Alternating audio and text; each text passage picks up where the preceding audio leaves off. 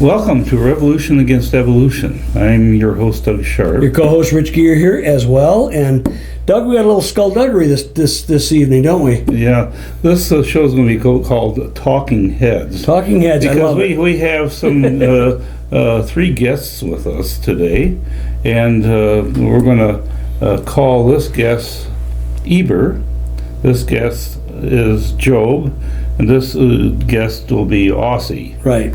And so we're going to interview them as if they could talk, okay? Okay. And so we'll start out with our friend Eber, and we have a secular name for him. And what is that, Rich? Neanderthal or Neanderthal, depend if you want to make the T hard or soft, depending how they do that. But my name is Eber, or you might know me as Neanderthal. I am a fully human, except in evolutionary circles. But what's interesting about me is some of the brow ridging, and I have what's called an occipital bun. On your example of my skull here, you don't really have this. You don't really see that, but there's a few things that are slightly different than modern than your modern skeleton, but not anything that really demands an evolutionary problem. What's very interesting is when I was living back one generation, Shem was my dad. You had Shem, you had Arphaxad, and then I think it was Eber, but it might have been a couple more before that. You got the chart out there. Yeah, that's pretty good there. That'll show us which one's there. But Shem, Arphaxad, Sela, and Eber. Okay. So Noah would have been his great-great-grandfather. Great-grandfather. Anyway, what's interesting about the skull that you see in front of you is that we're a little more robust than modern skulls and modern human beings, but we're not any less human for that. In fact, in some respects, some people might think we're even more developed. My cranial size was actually slightly larger than your modern skull sizes. I have slightly more brain power in that, but also my skeleton's a little bit more robust. But we did have some problems. We're talking about after the flood. There was still a lot of gray clouds, a lot of things in the sky, and we don't know whether this is actually a condition, but lack of sunlight can cause problems. But in the long and short of it, the skeleton was actually a little more robust. The interesting thing about these, the occipital bun and the brow ridging especially, is facial features and bones continue to grow. Unlike the rest of the skeleton, which stops after a certain rate of the age of maturation, the bones continue to grow. And there was a gentleman who discovered something very good. He was an orthodontist, and he had access to a three-dimensional x-ray machine. And he was actually able to x-ray my skull, or the Neanderthal skull. He was able to x-ray it in 3 dimensions, and he found out that the way they had put the jaw was inaccurate by about 30 degrees. It was off, it was pushed forward, and some other things that were wrong as well. But that aside, what Jack looked at was the fact that the rate of when the teeth would erupt from the gum lines and things indicated a man that would have been maybe 169 to 209 years of age. But based on rates of maturation back in those days, it would have even been longer. Mm-hmm. So the age of more like 434 years, which is what I lived to be, which Eber lived to be, would have been the actual what you're seeing here as far as a skull, as far as Neanderthal. And people ask Jack the question, well, didn't they find Neanderthal skeletons of babies or infants? Didn't they show brow ridging? They don't show it. So when your bone continues to grow, ultimately, that's why like old men sometimes their ears and the cartilaginous material, your nose, your ears get kind of floppy and big, and that's what happens because your bone is continually growing, and the older you get, of course, we don't get 200 years old, let alone 400 years old these days. But I learned something very interesting. Doug, it was very fascinating, and it was from 2 different sides when I was reading Jack Cuozzo's book about the fact that this, at the minimum, was 169 to 209 years old based on modern rates of maturation. But he made the case that for the last 100 years, up until fairly maybe last 30, 40 years, there was kind of a static or a stasis, if you will, from really the times of Rome to about the 1800s. And I was getting into some of this a little bit, Doug, as I was going into working with youth groups. I was wondering, why do a lot of Christian girls were getting pregnant out of wedlock? There was a lot of promiscuity and stuff, and I think our culture's really done ourselves a big disservice, because puberty used to be 14 to 16 years of age, and people didn't get married till like 16 or 18. So there was only a couple of years between being really kind of the hormones kicking in and suddenly being married and having an outlet for that. Now the rates have gone down. You're at 9 and 10 is precocious puberty goes way down even lower, Doug. It's really really secondary sexual traits are happening to develop even earlier, where 14 to 16, 9 and 10 is pretty standard now. And what's happened to our marriage ages? They've gone backward. They're not getting married to 25 and 30. Oh, I got to get my career, my drive. So you got this like 10, 15 year period. No wonder you got issues. Well, Jack Cuozzo substantiated that from his skeletal research, Doug. It was really powerful to see that even with modern rates of maturation, it would have been at least a 169 to 209-year-old skull based on the brow ridging development. But most likely, based on the way the teeth were erupting in the skull, it would have been 430, which is exactly what the biblical framework of a skull would be. Isn't that interesting? Now take a look at this. So this is the Table of Nations. Okay. This gives you the lifetimes of the patriarchs that are mentioned in the Bible, starting with Adam and Seth and Enos and Canaan and Mahalalel and Jared and Enoch, and then Methuselah, Lamech, and then Noah. And these are all the begats in the Bible. Direct descendants, yes. Yep. And then you have Shem, who was born just prior to the flood. Shem, Ham, and Japheth. You have Arphaxad, Selah. Then we have Eber here. Yep, this is Eber. And then Peleg, and Reu, and Serug, and then you have Nahor, Terah, Abraham, Isaac, and Jacob, and Joseph. And you can see that the ages of each of these individuals went from Noah being 950 years old to Shem being 600, Arphaxad 438, Selah 431, and then Eber was 434. Peleg lived to be 239. So these ages just kept getting shorter and shorter and shorter. And so then, but these individuals here, which would have been the population just after the flood. These two.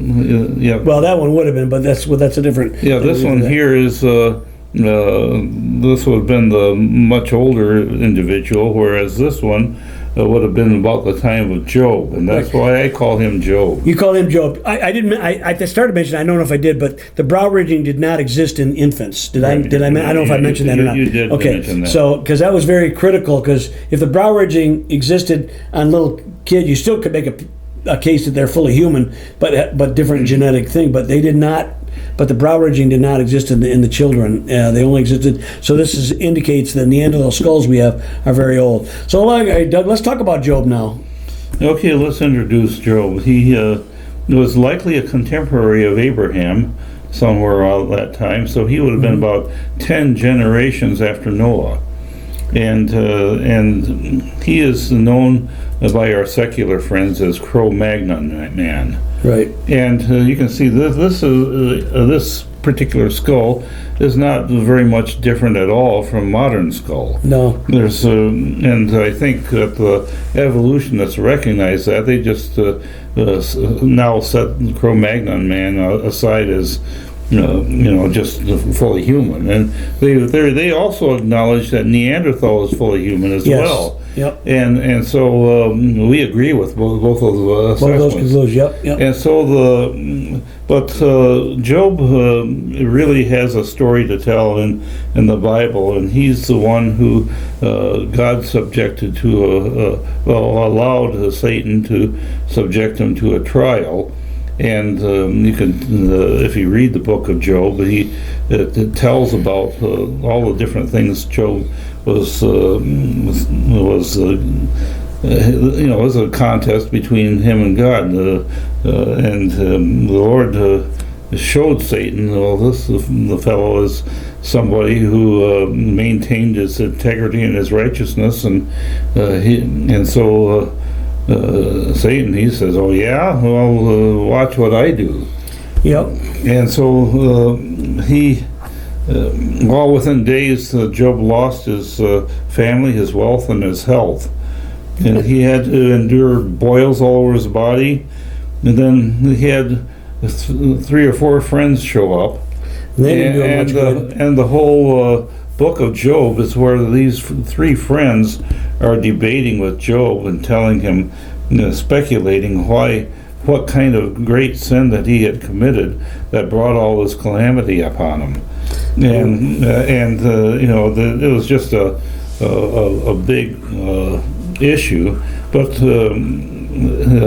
fortunately, even in the beginning, God reveals that He's behind the scenes what is actually going on. Mm-hmm. We don't know when we're enduring a trial that we're what is going on, but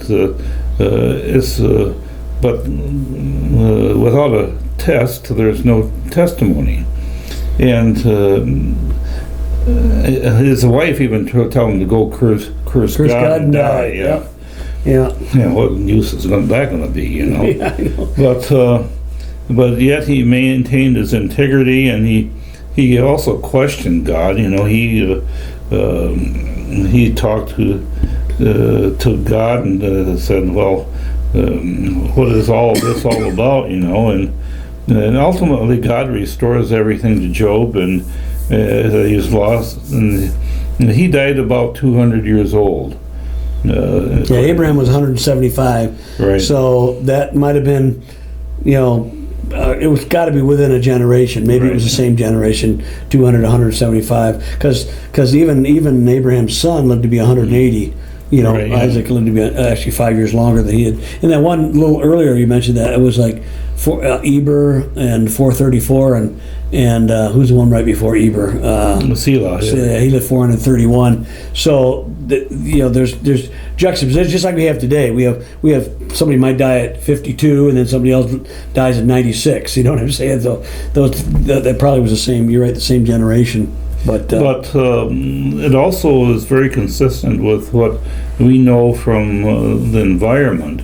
The flood actually caused a major change in the Earth's environment, right. Obviously, because the entire Earth was resurfaced. Yep. And there's a idea that the creationists have proposed called catastrophic plate tectonics, where actually the continents moved, and all the seafloor actually became the continents, and so the things switched around, and you had the mantle. The seafloor is subducted into the mantle and pulled everything up, and so there was a lot of sediment that was formed during that time. Yeah, and it was denuded of vegetation for quite a while. I mean, it was by this time it would have grown back to some extent, but we believe this is when the Ice Age period of time would have been a few hundred years after the flood. Probably, I guess the outside would have been maybe right after the flood, or 100 years after the flood, to about 100 years before Moses. That was about the 10th, but the prime time would have been during the time of Job and Eber. That would have been prime time for the Ice Age. It would have been the skies would have been much overcast. A lot of things like that going on. It was really amazing. Some people would have had warm oceans. Yes. But it would, even up in the Arctic, the oceans would have been warm. And cold. You find a lot of temperate fossils up there, of creatures like mammoths and mastodons dinosaurs up in the Arctic area because the coastline was pretty much warmed by the warm ocean. Yeah, when I was a kid, we'd see pictures of woolly mammoths. Oh, they must have lived in the Ice Age, because they find them in these tundra and frozen. And the Ice Age period there was a time when they were buried, but the plants they had in their mouths were actually buttercups and temperate plants. They did not live any more than modern elephants. Modern elephants live in Africa and India. They can live in warmer climates. I all remember these when I was a kid. They evolved to do these hairy mammoths, these woolly mammoths, and that is not really the kind of plant material that was frozen into them. So that belies the fact that the world was hundreds or even thousands and thousands of years in ice sheets down there. It would have been a fairly quick operation. So yeah, the creationist explanation for the Ice Age just shines. Yeah, because it gives you a mechanism for all the ice sheets. Yeah, because you'd have these snow machines going on where the warm oceans cause the vaporization into the atmosphere, and it dumps all this as ice onto the continents as it cools. So it's really a good solid theory that the creationists have come up with there. And so we have our friend Job being 10 generations after Noah, and so this was quite some time after, probably after the Ice Age. And the lifespans kept getting shorter and shorter and shorter. You can see that on the chart up there, yeah. So. But there's our third friend here. We call him Aussie. That's the scientific name, or the secular name, what we say, is Australopithecines. Yes, we do not have a human name for this guy. Do you know why? He's not human. Yeah, well, let him talk. Yeah, his language is definitely not even Proto-Canaanite. It's basically it's chimp talk, Maybe Tarzan could talk to him. I don't know, but anyway, the point of it, Doug. Why is Australopithecines so interesting of a guy to talk about? I mean, I'm feeding you a straight line here because it's pretty easy to come up with, and some of the stuff we've seen with this guy is pretty interesting. Yeah. Well, what we have here, the Australopithecine is an extinct ape. But a lot of it's been made by evolutionists as being the ape that walked upright. Correct, and the thing about it is, because I'm going to show a video in a second here. Yes, because what's really cool about this, and we'll talk about it maybe a little more, is that the Australopithecine. Yeah, they want to make him walk upright. They want to make a missing link or an evolutionary link to modern man, and they conflate a couple different fossil things. The skull or the bones of they called her Lucy. That's we used to Lucy got a lot of explaining to do, right? And the reality is they put that together with some footprints in Tanzania, right? Tanzania, right? The Laetoli footprints, which are small, but they're fully human. And what they do is they've extrapolated some dates, 3.5 million years ago or so. Is it 3.5 million or is it 4.5? I can't remember off the top of my head. But the point is they put these tracks that time period, and they these skeleton is that time period. So those feet must go on Lucy. So that's a fully human feet. And I've seen reconstructions in the Chicago Museum of Natural History, seen in Michigan State, St. Louis Zoo has them. Yeah, they all have human feet. Well, and guess what? When we went to the Sterkfontein Caves in South Africa, they have that's where two very significant fossils were found of Australopithecines, and the one was called Mrs. Ples. Yeah. Mrs. Ples, I forgot that. Yeah, that's her name. Yep. And then that was the first one that was found. It's just the skull. But the second one was called Littlefoot. Because they found pretty much the complete skeleton, and including the feet and the hands. Yep. And guess what? They're the hands and feet of an ape. a chimpanzee or an extinct chimp. That's what they are. They're more arboreal than a modern chimpanzee, as I understand, as I've read the actual feet of Littlefoot. And so go ahead and show the video, Doug, if you want to, because this is pretty amazing. This is a PBS special that came out a long time ago, and it was something that they were putting together to show the story about Lucy and what they did with the fossils in Lucy. The ape that stood up, it was a revolutionary idea.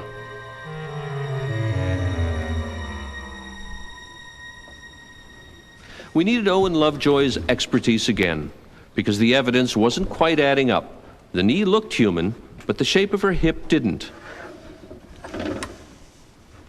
Superficially, her hip resembled a chimpanzee's, which meant that Lucy couldn't possibly have walked like a modern human. But Lovejoy noticed something odd about the way the bones had been fossilized. When I put the two parts of the pelvis together that we had, this part of the pelvis has pressed so hard and so completely into this one that it caused it to be broken into a series of individual pieces which were then fused together. After Lucy died, some of her bones lying in the mud must have been crushed or broken, perhaps by animals browsing at the lakeshore. This has caused the two bones, in fact, to fit together so well that they're in an anatomically impossible position. The perfect fit was an illusion that made Lucy's hip bones seem to flare out like a chimp's. But all was not lost.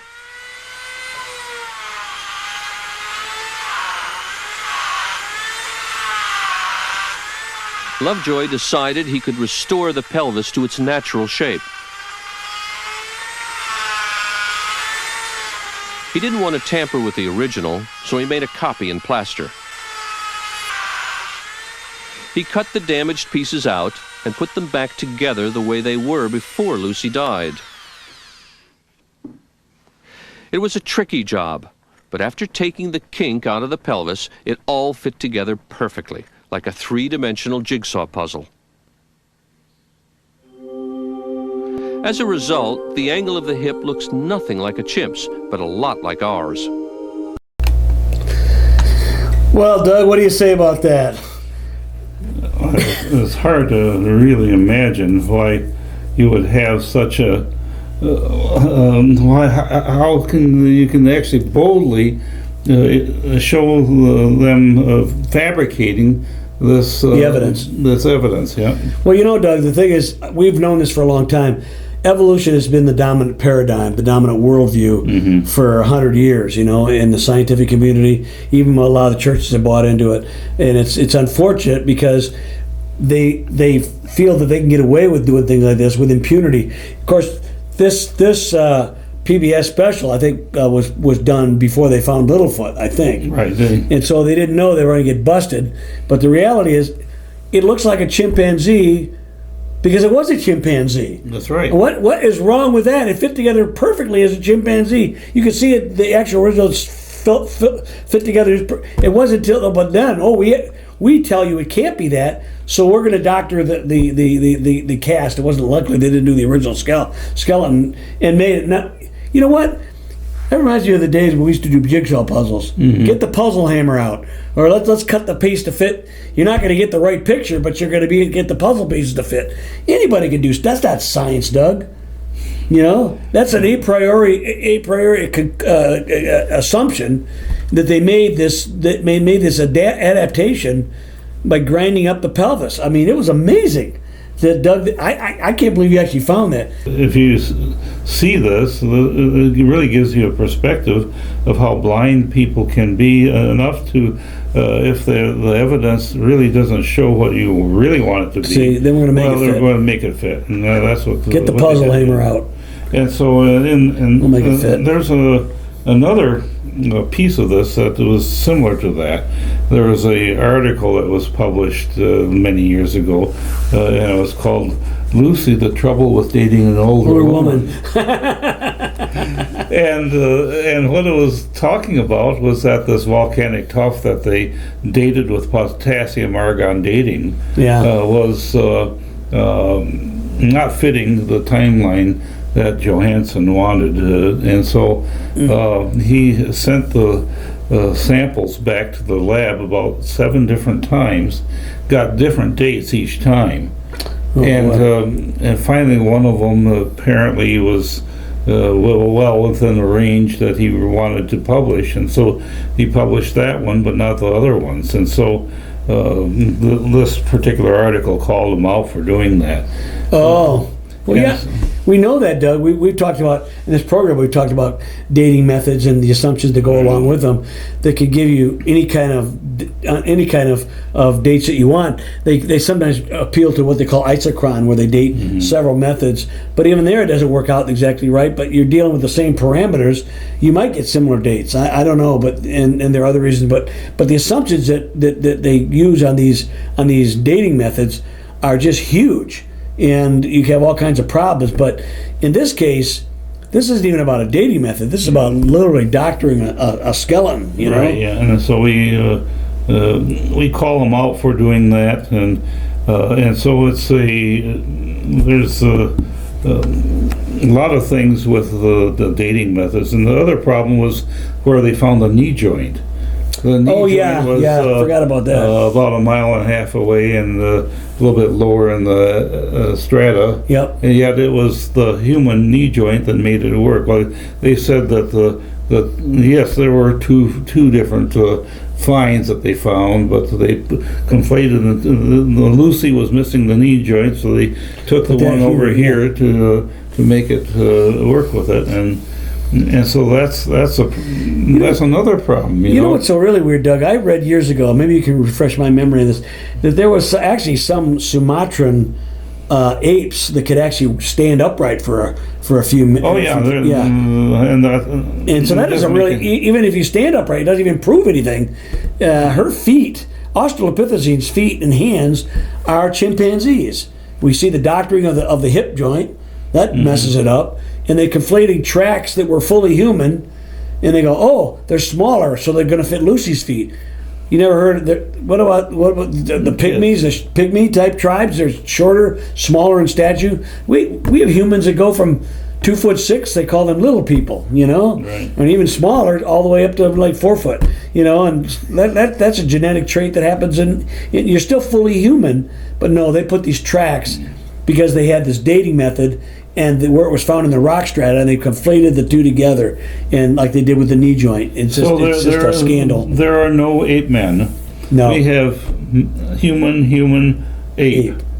And they're fully that way. It's something that we can tell by the anatomy, and there's really no philosophical reason for us to assume that man evolved from the apes. Yeah, the biblical text is clear as well. And so we hope you enjoyed our show tonight. We don't believe in this ape nonsense, but you come out with a new one practically every other week, year. Yeah, every year. Yeah. So we'll see you next time on Revolution Against Evolution.